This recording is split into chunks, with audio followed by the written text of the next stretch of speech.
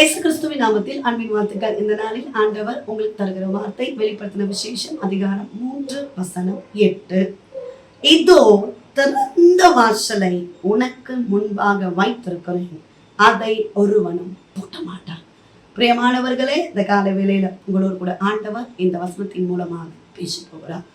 ரெய்னார்ட் போங்கே என்ற தேவ ஊழியரை ஆண்டவர் நைஜீரியா தேசத்திற்கு சுவிசேஷம் அறிவிக்கும்படியாக போக சொன்னாராம்.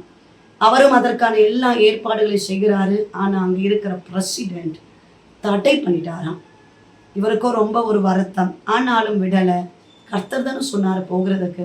தேவ சமூகத்துல காத்திருந்து 8 ஆண்டுகள் ஜெபிச்சிருக்காரு. நம்மளா சில காரியங்கள் நடக்கலைன்னா சோர்ந்து போய் ஜெபிக்கவே மாட்டோம். ஆனா இந்த தேவ ஊழியரை பாருங்க, 8 வருஷம் ஜெபம் பண்ணியிருக்கிறாரு. 8வது வருஷம் நைஜீரியா தேசத்துக்கு பக்கத்து தேசத்துல இருந்த பிரசிடென்ட் அங்க ஊழியத்திற்கு ரெய்னார்ட் போங்கே என்ற தேவ ஊழியரை அழைத்து 3 நாட்கள் வல்லமையான கூட்டம் நடந்திருக்கிறது. பிரியமானவர்களே, பிரசிடென்ட்டை கத்த தொட்டாராம். பெரிய பெரிய அதிகாரிகள், தொழில் அதிபர்கள் எல்லாரையும் ஆண்டவர் சந்தித்தார். அங்க ஒரு எழுப்புதல் உண்டாக ஆரம்பித்தது. இப்பொழுதுதான் ரெய்னார்ட் போங்கே என்ற தேவ மனிதரிடம் இந்த பிரசிடென்ட் கேட்டாராம், இவ்வளவு பெரிய ஒரு எழுப்புதல், இவ்வளவு பெரிய ஒரு ஆசீர்வாதம் எங்க தேசத்துல வந்திருக்கிறது, நாங்கள் உங்களுக்கு என்ன செய்ய வேண்டும் என்று கேட்டபோது அவர் சொன்ன ஒரு காரியம், எனக்கு நீங்க ஒரு உதவியும் செய்ய வேண்டாம்.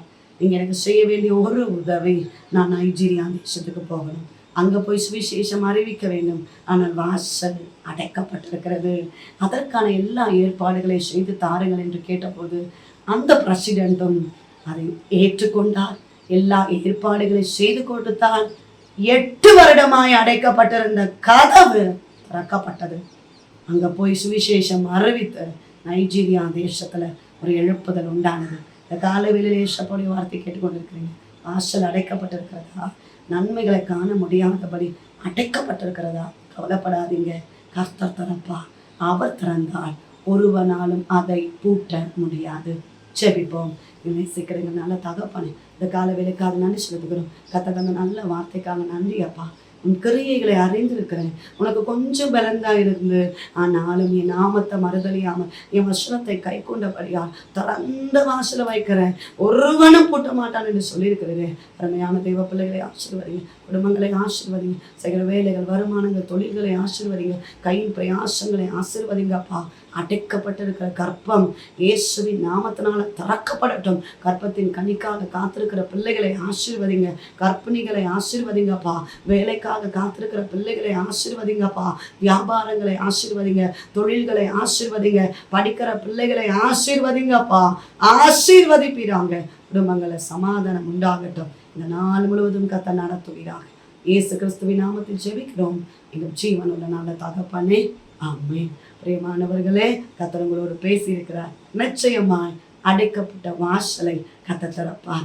உங்களுக்காக, உங்களுடைய ஜெப விண்ணப்பங்களுக்காக நாங்கள் ஜெபிக்கிறோம். நீங்களும் எங்களுக்காக, எங்களுடைய ஊழியர்களுக்காக ஜெபித்துக் கொள்ளுங்கள். டிவோஷன் மூலமாய் உங்களோடு ஆண்டவர் பேசுகிறது பகிர்ந்து கொள்ளுங்கள். இந்த வார்த்தை அநேகருக்கு பிரயோஜனமா இருக்கும் என்றால் அநேகருக்கு ஷேர் பண்ணுங்க. God bless you.